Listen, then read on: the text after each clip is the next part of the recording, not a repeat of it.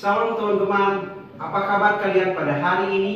Kalian pasti luar biasa. Sebelum kita memulai ibadah kita pada malam hari ini, mari kita bersatu dalam doa. Doa dimulai. Bapa yang luar biasa, terima kasih atas kasih dan anugerah-Mu yang luar biasa dalam kehidupan kami. Hanya satu minggu yang lalu Engkau selalu memberkati dan menjaga kami. Tuhan, kami tidak dapat membalasnya, hanya bersyukur di hadapan-Mu. Bapa yang luar biasa, inilah ibadah kami pada malam hari ini. Kami serahkan ke dalam tangan penasihat-Mu, mulai dari awal pertengahan sehingga akhirnya. Tuhan, kami serahkan ke dalam tangan penasihat-Mu. Berkati para pengurus, pelayan dan hamba-Mu yang akan menyampaikan firman Tuhan. Mari Engkau berkati mereka, tambahkan talenta berkat-Mu dalam kehidupan mereka. Terima kasih Yesus, inilah doa yang tersingkat ini dan kami harapkan melalui nama Yesus Kristus kami sudah berdoa yang mengucap syukur. Haleluya, amin. Selamat beribadah, Tuhan Yesus memberkati. Shalom anak muda. Shalom. Saya yakin dan percaya Tuhan memberkati kita pada malam hari ini. Amin. Yang percaya katakan amin. Amin. Haleluya. Mari kita siapkan hati kita memuji dan menyembah Tuhan. Amin.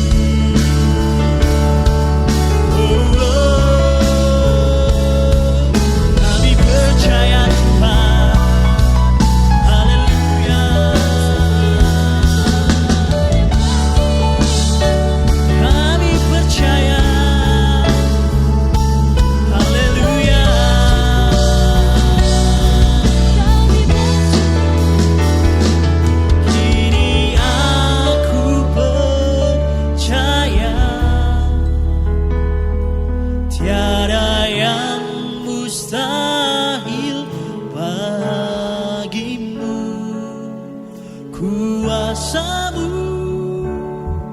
kuatkanku, dasarku berharap. Kini aku berserah pada rancangan-Mu bagiku. Ku ikuti panggilan-Mu, ku kan setia sampai kami percaya Tuhan. Jaya, tiada yang mustahil bagimu. Kuasa-Mu kuatkanku, dasarku berharap. Kini aku berserah pada rancangan-Mu bagiku. Ku ikuti panggilan-Mu, bukan setia sampai akhir hidupku. Ku ikuti panggilan-Mu, bukan setia sampai akhir hidupku. Ku ikuti panggilan-Mu, ku kan setia sampai akhir hidupku. Haleluya.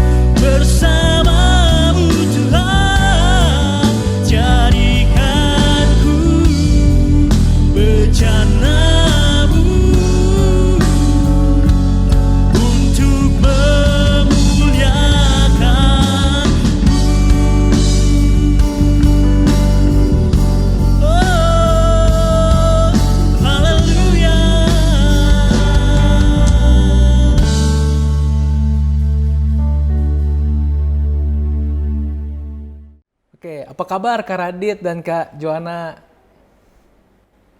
Baik sekali, Pastor Bro. We are Christopher, blessed. yes. Sangat-sangat Seneng banget seru. bisa ada bisa bareng-bareng nih sama Kak Radit sama Kak Joanna walaupun kita masih terpisahkan jarak gitu ya, tetapi kita bisa ngobrol hari ini, seneng banget. Gimana nih kabar anak-anak sekolah online? Aman Kak Radit? Puji Tuhan seru bro, seru banget. Seru banget ya. Semuanya sekolah di rumah. Iya, harus pakai laptop ya, tiga-tiganya pakai laptop, pakai Zoom. Wah, sempat waktu itu jaringan lagi mati harus pakai kuota. Waduh, nunggak. Iya Seru. benar. Jadi struggle pergumulan orang tua hari-hari ini ya. Betul. Sekolah Aduh, online. luar biasa. Tapi seru sih, seru. Makin dekat sama anak jadinya. Jadi quality time sama keluarga sama anak juga semakin banyak ya hari-hari ini. Yes, makin banyak ngobrol, betul. Oke, hari ini tuh kita mau bahas tentang pornografi Kak. Dan saya sempat lihat juga di beberapa channel Kak Radit sama Kak Joanna pernah membahas tentang ini. Nah, tapi ini menarik karena saya dapetin data dari Bilangan Research Indonesia. Dari responden 15 sampai 18 tahun, itu sekitar 43,5% generasi muda itu pernah mengunjungi situs pornografi. Dan ternyata bukan hanya laki-laki saja, tetapi 1 dari 4 perempuan pun pernah mengunjungi situs pornografi.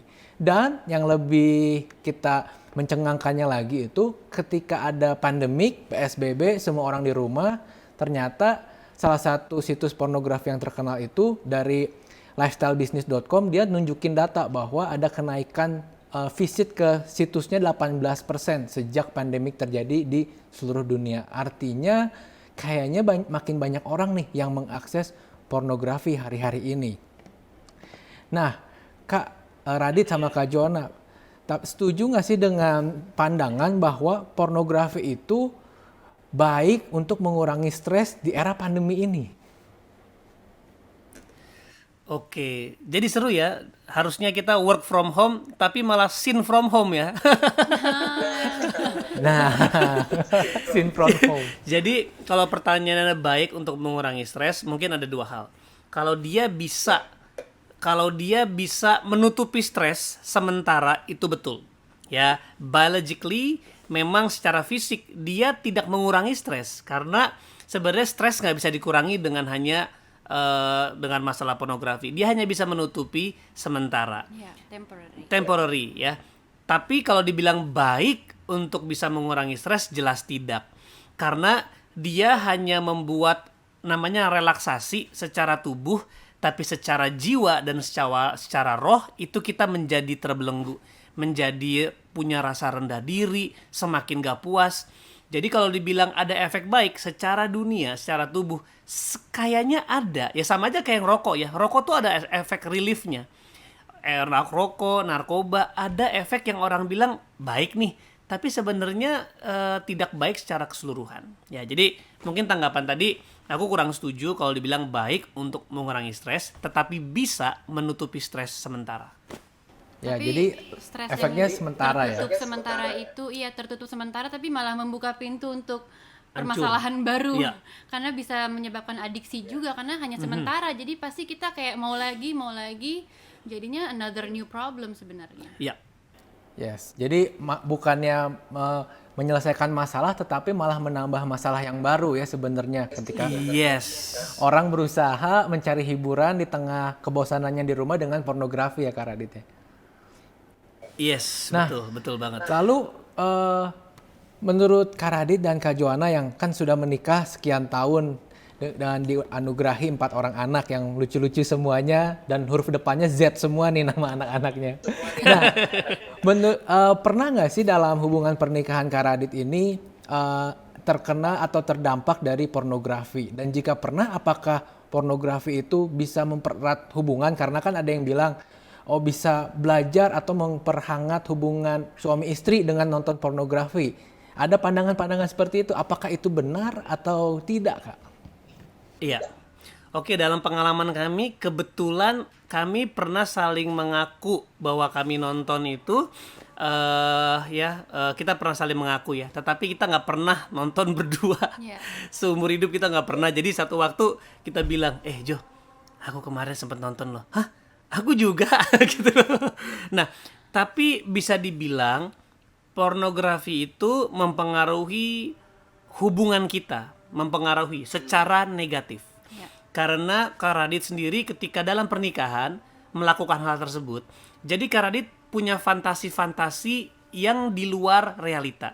Akhirnya Kak Radit menuntut sebuah kehidupan seks yang tidak sehat. Ya, Kak Radit menuntut Kak Joanna untuk bisa memuaskan Kak Radit lebih gitu loh. Nah, entah dalam kehidupan seksual atau dalam kehidupan yang lain. Karena ketika Kak Radit sudah jatuh dalam pornografi ya, apalagi jatuh dalam masturbasi di dalam pernikahan, ternyata ada kepuasan yang dipaksakan. Ya, jadinya di luar dari area seksual, Kak Radit jadi menuntut. Kalau Kak Joanna misalnya tidak perhatian, kita jadi gampang ngambek. Kalau Kak Joanna tidak ada hal-hal yang Kak Radit expect Kak Joanna lakukan, tidak lakukan, Kak Radit jadi ngerasa hal-hal yang tidak baik. Jadi efek itu sangat besar sebenarnya, tetapi di bawah radar. Karena tidak secara langsung. Nah, Kak Radit tuh nyadar banget, iya ya, kenapa gua udah sah, udah legal sama istri yang cantik ini, kok masih gak puas? Ada rasa-rasa yang pengen lebih, bahkan jatuh ke pornografi. Bayangin loh. Jadi kan harusnya seks yang Tuhan berikan itu memberikan kepuasan ilahi ya, sehingga hubungan Kak Radit sama Kak Joanna harus semakin intim, semakin mengalami cinta Tuhan, semakin mengalami kekudusan Tuhan. Tapi karena ada selipan pornografi, ada imajinasi yang merusak, akhirnya kehidupan seksnya tidak sesuai dengan rencana Tuhan ya sayangnya. Yes. Jadi pandangan bahwa akan membuat hubungan suami istri jadi lebih intim, kalau menurut aku malah jadi yang tadi Adit bilang, ada ekspektasi yang kayaknya nggak nyampe nih. Aku personally sebagai seorang istri, waktu aku nonton dan jadinya kayak kebayang-bayang kan, oh yang tadi aku nonton seperti ini. Jadi waktu berhubungan sama suamiku, aku berharap antara dua nih, antara Radit bisa memuaskan aku seperti yang aku tonton, atau aduh apakah aku harus melakukan hal-hal tersebut supaya suamiku bisa puas sama aku. Jadi itu false expectation yang nggak bikin intim, tapi malah bikin jadi kepikiran, jadi rasa rendah diri. Jadi nggak enak rasanya, sebenarnya nggak enak. Iya, untung kita nggak sempet nonton bareng ya. Karena kebayang loh, kalau nonton bareng berarti kan kita punya ekspektasi yang disadari. Ayo dong kayak gitu dong. Aduh, nggak kebayang sih. Kita puji Tuhan, kita waktu itu saling mengaku dosa dan kita mengubah ya cara kita berhubungan dengan berkomunikasi. Akhirnya kita punya hubungan yang jauh lebih baik. Wow, jadi luar biasanya Kak Radit dan Kak Joanna itu saling mengaku, berarti saling memaafkan, saling menerima, sehingga justru hubungan itu pulih, intim tuh bukan karena pornografinya, tetapi justru karena telah lepas dari itu ya Kak ya? Yes, Wow, yes. gitu. Jadi kita nggak hanya saling mengaku, tapi juga saling mentertawakan. Lah, kamu nonton yang mana? Tapi jujur loh, kami benar-benar waktu itu ketika kita saling mengaku, kita sadar, iya ya, kok bisa ya kita suami istri bisa melakukan hal itu di belakang kita. Apa yang menyebabkan hal itu terjadi? Ya ternyata ada tadi ya, ada hubungan yang perlu kita perbaiki gitu. Nah, berarti Kak, kalau hubungan seks yang diajarkan lewat pornografi itu tidak sesuai dengan firman Tuhan, berarti ya Kak ya? Nah, menurut Kak Radit, seperti apa sih seks itu menurut Alkitab gitu kan? Kalau kita lihat banyak orang tuh ngomongin seks tuh sepertinya hal yang tabu, kotor dan lain sebagainya. Tetapi menurut pandangan Kak Radit dan sesuai firman Tuhan tuh seperti apa sih sebenarnya Tuhan menciptakan seks itu? Iya, sebenarnya kalau kita lihat Kidung Agung, sebenarnya video-video film-film pornografi itu juga sedikit menggambarkan ya bagaimana ya Kidung Agung menggambarkan tentang mencium dada dan sebagainya, tetapi dilakukan bukan dalam konteks nafsu ya, artinya bukan nafsu yang duniawi, tapi karena aku percaya yang namanya sex drive itu datang dari Tuhan.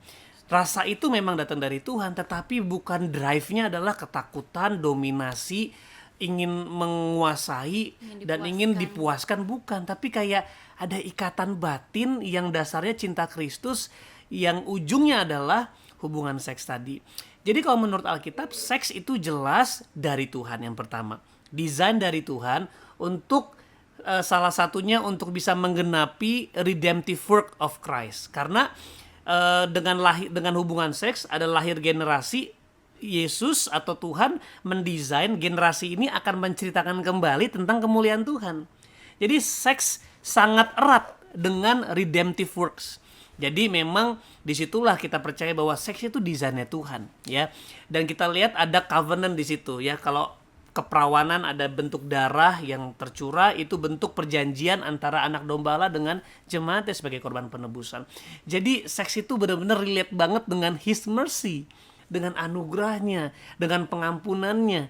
Itu kenapa Alkitab menggambarkan seks sangat mendasari, ya, sangat merefleksikan yang namanya kuasa pengampunan Tuhan, pengorbanan. Kalau di dunia kan enggak, seks mengorbankan orang lain untuk kepuasan kita, gitu kan. Jadi seks itu sebagai aktivitas nafsu. Tapi kalau dalam Tuhan, ya, seks itu justru buah. Dia bukan aktivitas. Dia buah dari keintiman yang sesungguhnya, yang dibangun dari kedekatan, komunikasi yang sehat, dan terakhir baru hubungan intim. Wow, jadi beda banget ya konsepnya, di mana tadinya ingin memuaskan diri sendiri, tetapi sesuai firman Tuhan itu berarti untuk hubungan yang intim, bentuknya atau buahnya tadi adalah hubungan seksual itu. Dan suami istri harus sudah diberkati dulu ya Kak ya. Nah, berarti kalau begitu untuk anak-anak muda, kan kalau film blue film atau pornografi itu kan ada batas umurnya tuh biasanya 17 plus atau apa. Berarti walaupun sudah lewat umurnya, anak-anak Tuhan itu sebaiknya tidak menonton itu untuk mendapatkan, dalam tanda kutip mereka suka bilang, inspirasi, agar dapat sex education gitu, agar ngerti gimana nanti kalau udah married malam pertama. Itu nggak benar ya Kak ya? Yes, jadi seks edukasi itu memang sebenarnya sudah tercatat di sini. Kalau kita memahami, seks itu bukan aktivitas, tapi seks itu gambaran cinta Tuhan kepada jemaatnya dalam bentuk keintiman. Jadi mau umur 25 ke atas, bahkan 40 ke atas, bukan. Kenapa? Karena seks itu bukan hal yang harus dipertontonkan gitu. Jadi ketika kita menonton gitu ya, kita sedang membuat itu jadi hal yang najis. Padahal kan Tuhan bilang, kalau kamu memandang dan menginginkannya, kamu sudah berzinah dalam hatimu, kayak gitu-gitu. Jadi aku rasa nggak ada batas umur. Jadi batasan umur itu bukan dari Tuhan ya. Bukan dari itu Tuhan. Tipuan kayaknya supaya kita merasa udah boleh nih, padahal sebenarnya ya umur berapapun jangan. Seks itu sangat indah dan sangat private. Hanya bisa dilakukan oleh 2 orang di situ. Nah, ini kan bayangin nggak, cara melakukannya aja tidak ada hubungan yang pertama. Yang kedua ada kameramen lagi. Iya benar. Dan ditonton oleh semua orang di seluruh dunia bisa mendapatkan akses ke hubungan itu gitu. Buat kita pribadi sebenarnya kita sedang merendahkan orang-orang yang lagi di dalam layar kaca itu, bahwa dijadikan pertontonan, padahal seks itu ya ampun, benar-benar hal yang indah yang benar-benar Tuhan kuduskan ya. Jadi batas umur tidak ada. Oke, setuju banget. Nah, lalu Kak Radit ini ngebahas sedikit mungkin masa lalu dari Kak Radit dan Kak Joanna ya. Kita pernah lihat di beberapa kesaksian Kak Radit yang berikan di beberapa channel rohani. Kak Radit pernah dengan Kak Joanna itu mengalami itu ya. Jadi istilahnya hamil di luar nikah gitu karena melakukan hubungan di luar nikah. Nah, mungkin bisa ceritakan ke jemaat-jemaat yang melihat, mungkin anak-anak muda, agar tidak melewati satu fase yang sama gitu. Apakah pornografi berdampak banyak sehingga Kak Radit dan Kak Joanna pada waktu itu jatuh terhadap dosa tersebut, atau tidak ada hubungannya dari itu gitu? Apa ada dampak dari kerusakan dari pornografinya, Kak? Ya, tadi kita sempat ngobrol juga kan, kita sempat berdiskusi. Memang ada 2. Yang pertama karena pergaulan. Jadi walaupun kita nggak nonton, tapi orang-orang di pergaulan cerita, gue udah ngelakuin loh. Nah, itu menstimulasi. Apalagi nonton kan langsung dipraktekin. Kita langsung ngelihat. Jadi bukan hanya audio, bukan hanya visual, bukan hanya kinestetik. Jadi semuanya kita distimulasi untuk bisa berpikir tentang kejadian itu. Jadi bisa dibilang ada pengaruh yang sangat besar sehingga kami mencoba ya. Jadi nafsunya terstir up, lalu kita mencoba, dan memang atas dasar cinta yang palsu tadi ya, berusaha saling memiliki, berusaha saling memuaskan. Lalu karena kita lihat di TV-TV juga ya, walaupun bukan pornografi, tapi kita lihat di TV-TV, ini masih anak SMP, udah cium-ciuman, udah kissing, udah French kiss, udah tidur di kamar. Jadi kita berpikir, oh that's love. Nah jadi kita tertipu gitu loh. Mungkin Mama Jo bisa cerita juga. Ya, aku mengalami sih waktu masih berapa ya, SMP itu aku sudah mulai nonton pornografi gitu, dan aku tahu itu salah. Cuman tetap terngiang-ngiang, terbayang-bayang kejadian yang tadi aku tonton. Terus misalkan kayak kita berhubungan sama sama sahabat atau sama pacar, itu kebayang-bayang. Jadi walaupun kita tahu itu salah, ada dampaknya banget di dalam keinginan kita, hasrat kita atau nafsu kita itu. Jadi banyak kejadian di masa-masa muda aku itu terdampak sekali sama pornografi, sehingga aku jatuh di seks bebas. Dan rasa bahwa karena aku pikir itu adalah cinta. Kalau kita mencintai seseorang ya kita harus ngelakuin dong, karena di film-film wah kayaknya ciuman tuh cinta banget, kalau cinta mah harus ciuman yang sampai gimana gitu. Jadi aku merasa kalau aku punya pacar dan aku cinta sama orang itu, I have to give everything gitu. Itu dibalik ke semua ketidaktahuan aku yang aku tahu salah, tapi aku mau buktiin cinta aku ke orang itu. Apalagi waktu pas ngumpul sama temen, nonton ini tuker-tukeran. Lu udah lakuin belum? Belum, dikit lagi. Lu dapat apa? Gue dapet ini. Gue ampun, itu dulu jadi kebanggaan loh. Gimana? Gue dapat pegang tangan. Tadi malam gue udah jalan berdua, gue udah mulai dapet. Itu langsung. Oh iya, jadi sebuah pertandingan. Aku nggak tahu sekarang, tapi dulu itu kita lakukan 20 tahun silam. Kita saling membicarakan dan jadi sebuah, kalau buat cowok, kebanggaan. Makanya akhirnya kita mencari-cari perempuan yang bisa istilahnya dikorbankan lah untuk bisa memuaskan kita punya nafsu dan menjadi sebuah pencapaian di antara teman-teman. Kalau cowok gitu ya, kalau di cewek lebih merasa kayak nih gue ada yang mau nih, kayak seseorang menginginkan aku gitu. Kalau cowok kebanggaan ya. Iya. Wih, udah nih. Beda. Makanya aku dulu tuh kan sampai SMP SMA tuh belum pernah jatuh kan. Jadi kayak wah yang bener loh, wah perjaka. Jadi kita juga ngerasa kayak wah kayaknya kurang keren nih. Gitu. Nah jadi itulah membuat kita jadi ya apalagi anak muda ya, pencarian jati diri ya. Dan apalagi kalau kita nggak kuat dalam Tuhan, kita nggak tahu identitas kita siapa, kita nggak memiliki puasan dalam kebenarannya, udah pasti jatuh sih.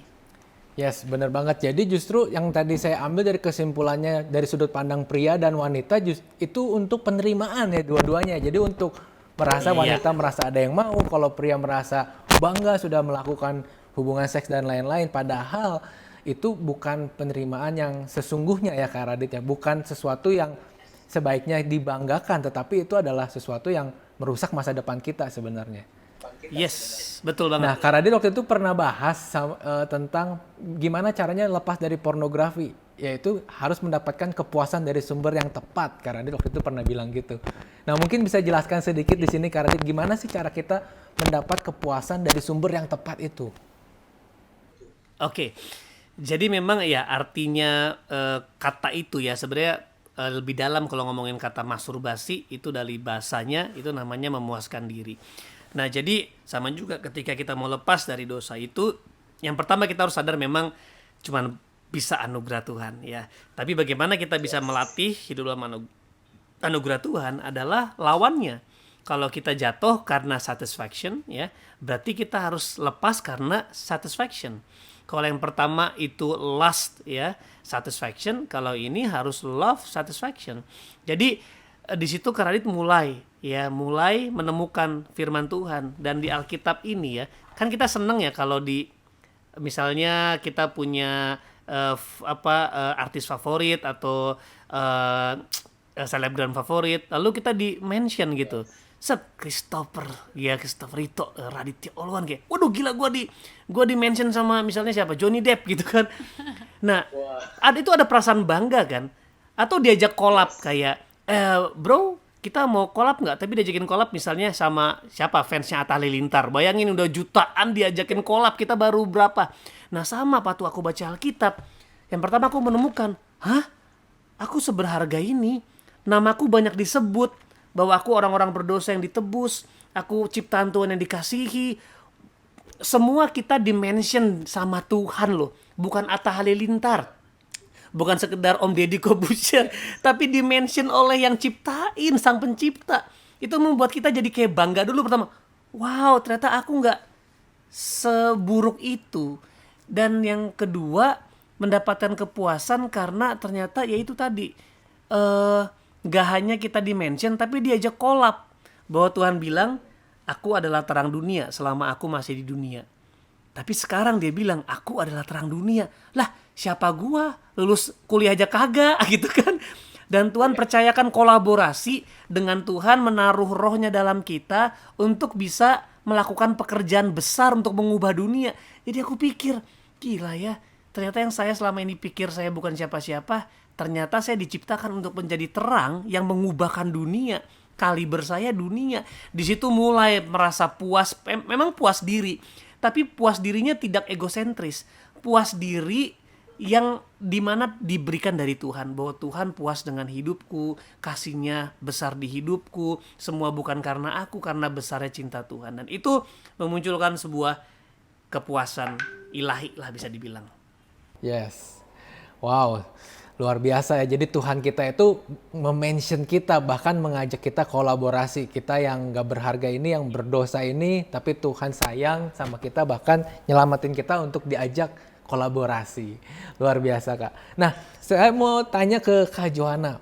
Mungkin kalau pria mengaku nonton pornografi mungkin bangga, tetapi banyak wanita itu ada yang kadang menutupi itu. Dan saya melihat jika wanita yang sudah pernah misalkan memiliki hubungan di luar nikah dengan pacarnya atau mantannya, menjadi tidak menghargai dirinya sendiri dan sulit bangkit dari keterpurukan itu. Gimana nih, mungkin ada jemaat-jemaat yang nonton ini yang mungkin pernah dengan mantan kekasihnya atau kekasihnya yang hari ini melakukan hubungan atau dosa di luar nikah itu, gimana sih cara Kak Joanna waktu itu bangkit dari keterpurukan itu? Bahkan waktu itu Kak Joanna dan Kak Radit itu memiliki anak pertama. Nah, gimana cara Kak Joanna tuh bangkit dari sisi gelap itu?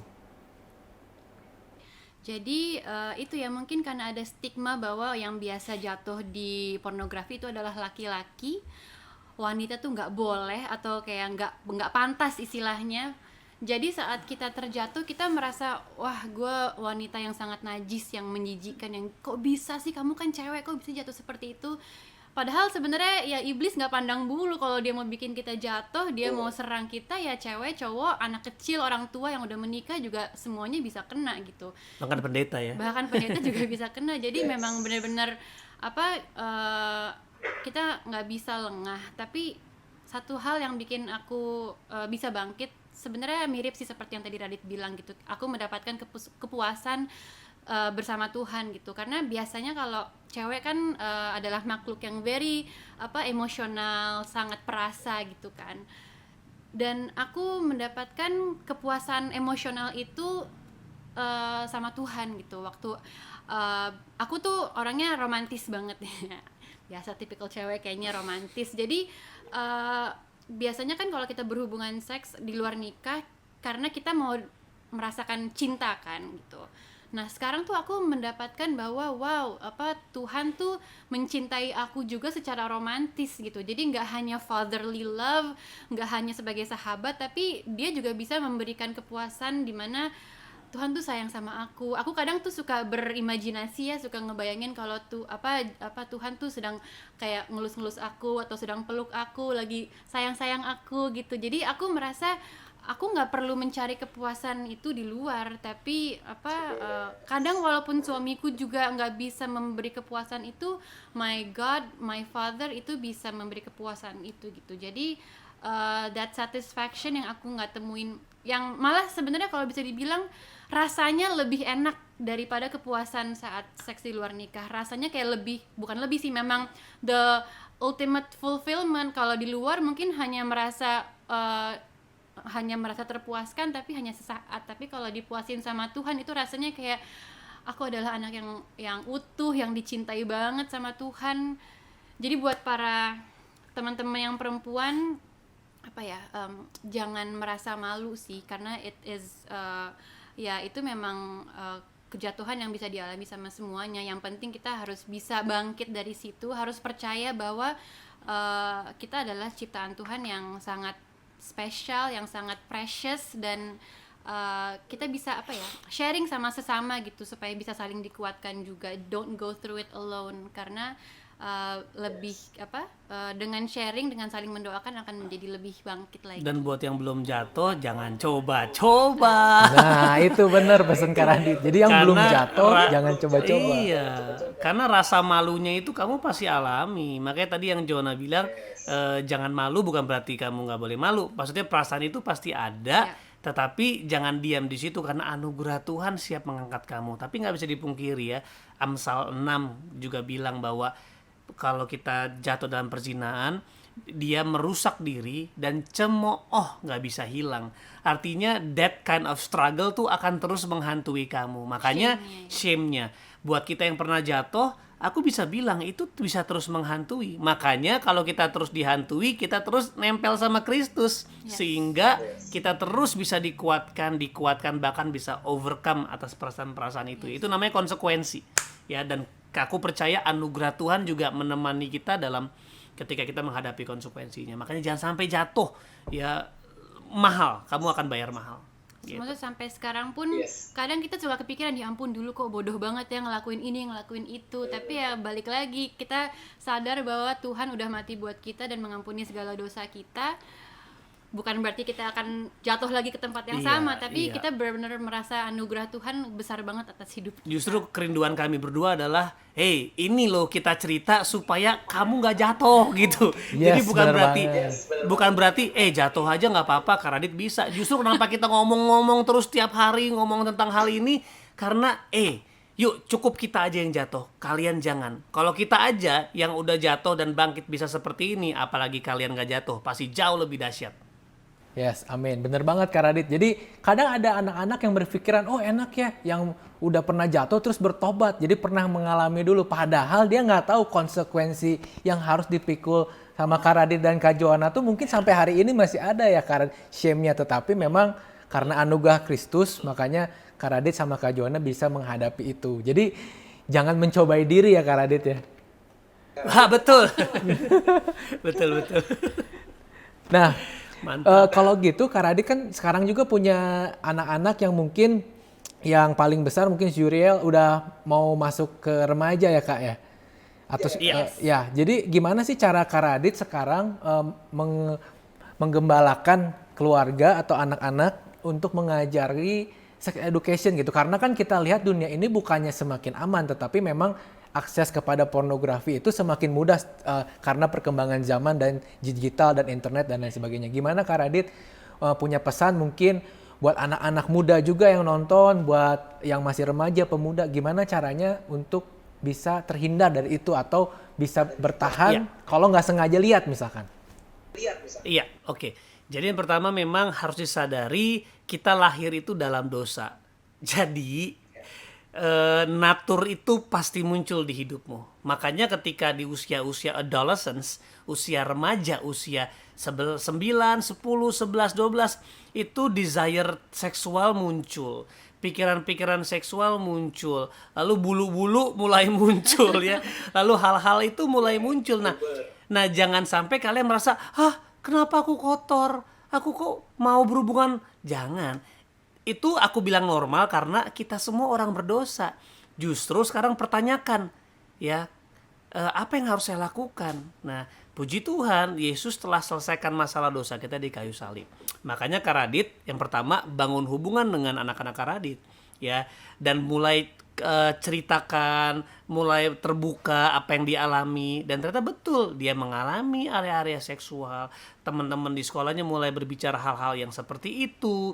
Mereka mulai di umur penasaran dan Kak Radit buka telinga, ya.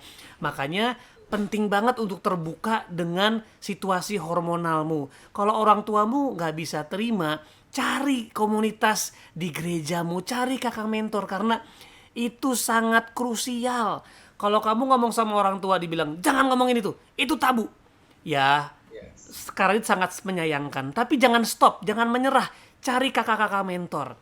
Cari teman-teman yang lain yang bisa mendukung untuk bisa berbagi, untuk bisa diberikan kebenaran, diberikan motivasi untuk kamu tidak menghakimi dirimu, karena itu hal yang biologis dan bahkan secara spiritual pun itu memang terjadi bahwa kita semua manusia berdosa. Makanya kita perlu diajar kebenaran, karena hal-hal tersebut hanya bisa dikalahkan oleh kebenaran firman Tuhan.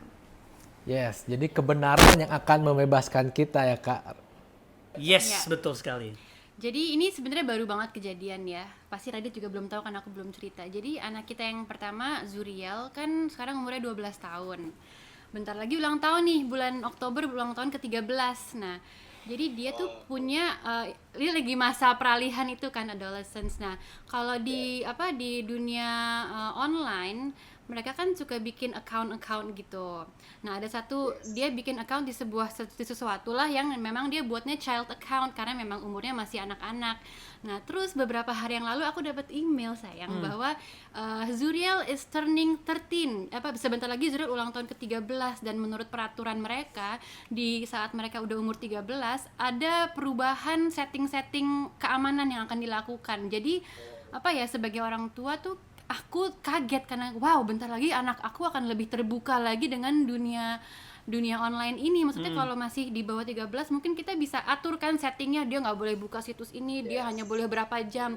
Nah, dengan dia mau ulang tahun dia akan agak lebih bebas nih peraturannya. Jadi itu something yang nggak bisa dielakkan oleh orang tua gitu. Jadi aku sama Radit lakukan adalah ya kita harus bangun hubungan benar-benar buat dia terbuka dan nyaman dengan orang tuanya, supaya kalaupun dia terjatuh atau apapun ya dia punya tempat yang tepat untuk terbuka, untuk mengaku dan untuk bisa bangkit lagi sama orang tuanya itu. Ya, lebih baik lagi supaya dia pas keliat itu nggak harus sampai terjatuh, tapi dia udah bisa untuk menahan dirinya gitu. Jadi memang amin. dari kecil, termasuk anak kami yang kedua ya, mulai Zera, what do you think about LGBT? What do you think about sex? Aku udah mulai tanya, kamu pernah mikir-mikir tentang telanjang-telanjang gitu nggak? Jadi dia ya ketawa-ketawa gitu, tapi kan kita bridge ya. Jadi kita tidak membuat seks itu hal yang kotor. Kita nggak membuat penis, vagina adalah hal yang najis, enggak. Itu indah loh, itu ciptaan Tuhan ya. Terus kita ajarin juga kalau seks itu nanti begini, tapi itu dikuduskan Tuhan ketika nanti sudah menikah. Jadi kita kasih tahu pelan-pelan ya, benar-benar sesuai dengan kebutuhan mereka, dan kita lihat gerak-gerik mereka, apa yang dia tonton, cara perkataannya. Nah, kita mulai kasih perlahan-lahan, karena perlu sebelum dunia mengajarkan, firman Tuhan harus diajarkan dulu sama orang tuanya. Yes, benar banget. Jadi keterbukaan adalah kunci ya. Jadi kalau dari anak-anak bisa terbuka dengan orang tua, akhirnya anak punya support system yang baik sehingga kalau terjatuh itu bisa cepat kembali nggak sampai tergeletak banget gitu. Nah mungkin benar kalau orang tua yang mungkin masih kolot, yang nggak mau ngomongin hal itu, bisa mencari komunitas di gereja yang rohani agar bisa punya support system yang baik juga ya Kak. Nah kemarin juga saya sempat lihat dari mungkin salah satu dari jemaatnya muda yang ada wanita yang terbuka tentang dosa pernah menonton pornografi gitu, dan saya lihat Kak Radit waktu itu wawancara, saya lupa nama jemaatnya, tapi Kak Radit wawancara dan akhirnya wanita ini bisa terbuka sehingga waktu retret banyak orang yang justru terbuka sama dia dan menanyakan gimana caranya menghadapi rasa malu itu dan bisa lepas gitu, bahkan bisa sharing sama banyak orang gitu. Nah mungkin Kak Radit bisa kasih mungkin pesan terakhir buat jemaat-jemaat yang hari ini mungkin sedang terikat oleh pornografi atau memiliki pasangan atau pacar yang terikat pornografi. Nah apa sih yang harus mereka lakukan? Oke, teman-teman harus sadari bahwa kalian sedang posisi berbahaya. Bahwa dosa itu ujungnya maut. Nggak ada dosa. Tuhan sayang pasti. Tuhan selalu kasih anugerah. Tapi kalau kita diem di dosa, ya ujungnya maut. Ujungnya bukan kemuliaan, bukan surga, ujungnya maut. Jadi sadari bahwa saya di tempat yang salah, but it's okay, saya bisa keluar. Jadi it's okay-nya bukan it's okay di tempat yang salah, tapi it's okay selama kamu menyadari karena ada jawaban. Nah, jadi harus berani dulu menyadari bahwa this is not right. Ya, makanya kan Alkitab bilang Yesus tidak datang untuk orang benar atau orang sehat, dia datang untuk orang sakit. Karena hanya orang sakit yang sadar dia sakit gitu. Yes. Hanya orang sakit yang sadar dia butuh tabib. Itu yang pertama. Makanya anak Tasya ini ya namanya, dia sadar bahkan udah 4 tahun dia bersembunyi, orang tuanya pendeta, dia pelayan dan sebagainya. Lalu dia memberanikan diri untuk bicara di situ. Dan waktu bicara dengan orang-orang yang terpercaya, dengan budaya yang sudah dibangun, Alkitab mengatakan, hendaklah kamu saling mengaku dosa dan mendoakan, maka kamu akan sembuh, karena doa orang benar besar kuasanya. Itu part yang kedua. Nah, tetapi yang ketiga adalah, ayo bangun kebiasaan yang baru. Dan mustahil bisa bangun kebiasaan yang baru sendirian. Perlu sama orang-orang yang memang tahu bahwa ini salah, tapi saya mau ke sana.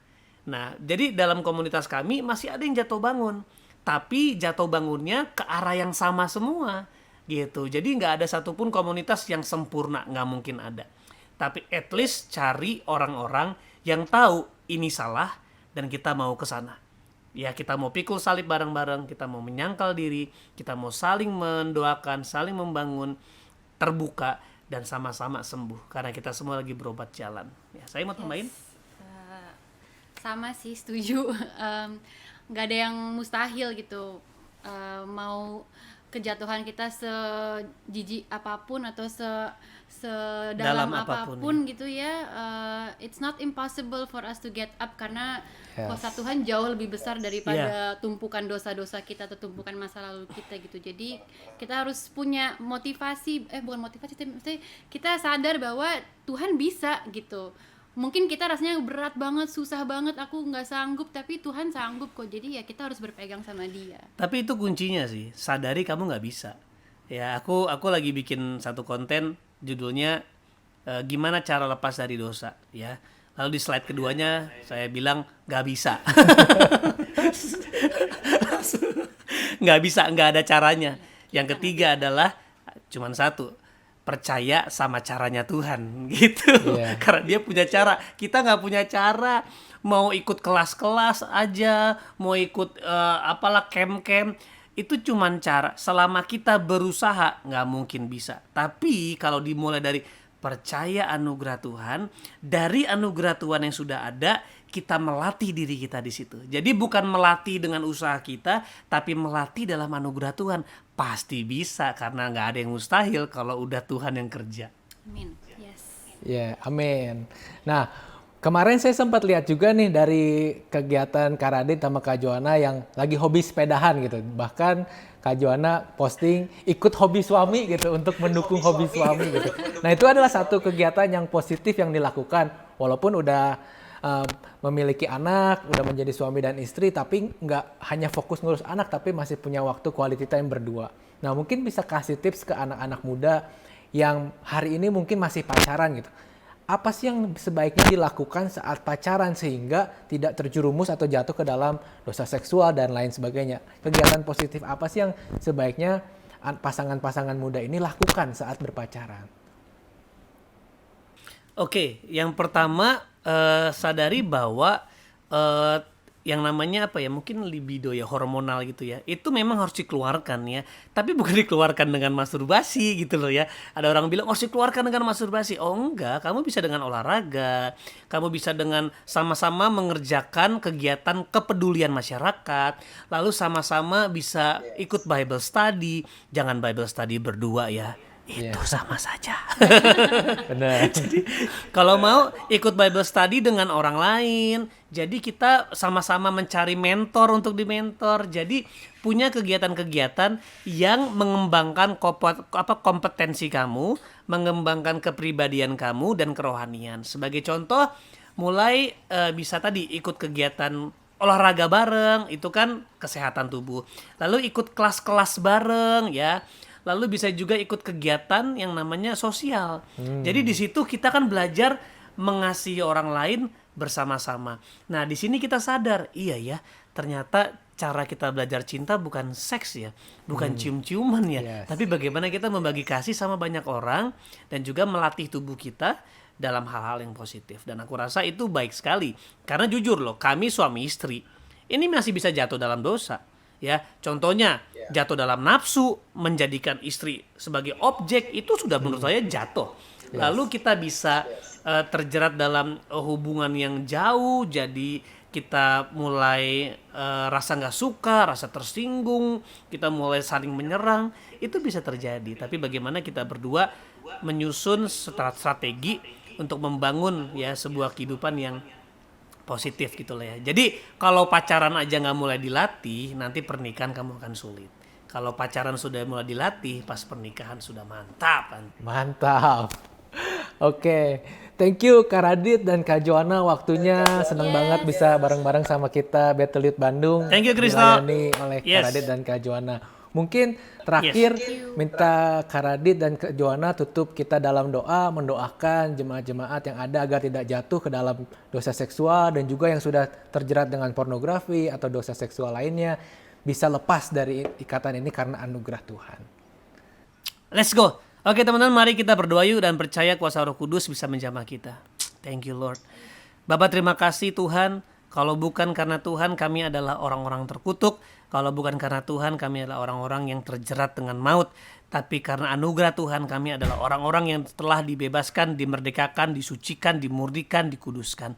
Tuhan, biar kebenaran ini Tuhan menjadi kekuatan utama. Injil menjadi kekuatan yang menyelamatkan kami Tuhan. Injil yang sama, kabar baik yang sama, anugerah yang sama juga menuntun kami untuk bisa melatih hidup sebagai manusia yang baru. Tuhan, aku berdoa buat setiap kami yang hari ini Tuhan mungkin dikelilingi oleh cobaan-cobaan, tawaran-tawaran dunia. Aku berdoa biar Roh Kudus yang sudah ada, yang lebih besar daripada roh apapun di dalam dunia, itu bisa menguatkan kami, mengajar kami, menuntun kami, menginsafkan kami, menjaga kami supaya kami bisa hidup tetap berkenan. Dan aku juga berdoa buat setiap kami yang sudah pernah jatuh Tuhan, biar kami mendapatkan kekuatan untuk tidak jatuh terus.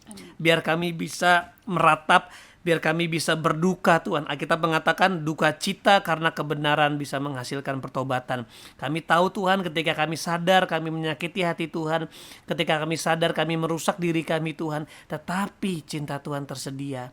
Biar ini menjadi sebuah kekuatan untuk kami berubah, bertobat, dan hidup dalam kemenangan. Tuhan, biar anugerah-Mu hari ini menyucikan kami semua. Dan kebenaran yang dibicarakan melalui diskusi yang sangat menyenangkan dan fun ini Tuhan, bisa menghadirkan kuasa kebenaran yang memulihkan kami semua. Terima kasih buat teman-teman Youth Battle juga Bandung Tuhan yang telah menyediakan supaya kami bisa menyaksikan acara ini. Biar terus Engkau berkati, lahir generasi-generasi yang kuat, pemenang. Di dalam nama Tuhan Yesus kami berdoa dan mengucap syukur. Dan semua yang percaya sama-sama katakan Amin. Amin. Thank you Kak Radit dan Kak Joanna. Thank you so much. Thank you Tuhan banget. berkati. Thank you. Salam buat semua tim di sana kalau ada yang bantuin. Juga buat Alright, anak-anak. yes. Kalau ke Bandung lagi mampir Kak. Pasti dikabarkan. Siap. Oke, see you Kak Radit dan Kak Joanna. See you. God bless you. God bless Bye-bye. Shalom, Jemaat Youth dikasih Tuhan. Saya percaya hari kita menikmati kebaikan dan anugerah Tuhan. Sebentar sebelum kita mengakhiri ibadah kita bersatu di dalam doa. Kami bersyukur Tuhan buat semua kebaikan dan anugerah Tuhan. Dan hari ini kami percaya semua kami dilawan oleh Tuhan. Buat kebaikan ibadah kami hari ini. Tujuan penyembahan, Tuhan firman boleh disampaikan. Dan sebentar semua pulang kami memberi berkat kepada Tuhan. Mari dengan kedua tanganmu dan terimalah berkat kepada Tuhan. Pulanglah dengan damai sejahtera daripada Allah Bapa, kasih sayang dari Yesus Kristus dan penyertaan dari Roh Kudus dapat kita mulai hari ini sampai di tanggal kedua. Pulang melakukan firman Tuhan agar dari kehidupan kita menikmati kebaikan dan anugerah Tuhan. Di dalam nama Yesus kami berdoa syukur, haleluya. Amin.